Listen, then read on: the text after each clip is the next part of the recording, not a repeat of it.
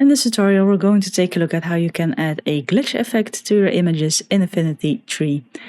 So I'm in Affinity Tree, I have two images and I'm working in the Pixel Studio, as you can see.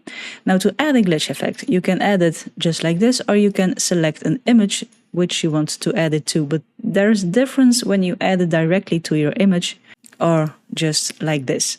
I will show you. So go to this icon here for the filters and then click it and choose a glitch filter. Now you won't see anything happen immediately because you have to adjust sliders. I'm going to choose shred, and then when you move a slider around you can see that things start happening. Now inside of this live glitch filter you also have a preserve alpha option. If you click this, as you can see, you see what's happening. Basically, the preserve alpha prevents transparent areas from being filled with color or a distortion effect, meaning you actually only draw on the existing pixels of your image. Now, if you only want to have one image affected by a glitch, for example, only this bottom image, I can then just drag this glitch effect on top of only this image. But if you want the top image to be the only one affected, that's a different thing. So I'm going to add it on top of here again. Now they're both affected. What you can do is either drag it on top of your image, but as you can see, it's almost the same as you adding a preserve alpha to your effect, because it only gives the effect inside of your existing pixels. So if you do this, as you can see, it's now inside of my picture. It's applied to my pictures, and as you can see here also, it's inside of the existing pixels.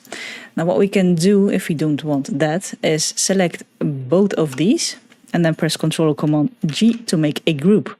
And now that we have a group, the glitch is on top of my picture, it's not applied directly onto my picture, and it's going outside of my existing pixels. So that's another option you have if you want to have this effect only on the top image and not the one below it. And you have several glitches you can use. You can also use a combination of glitches together. Let's say we take a sawtooth like this.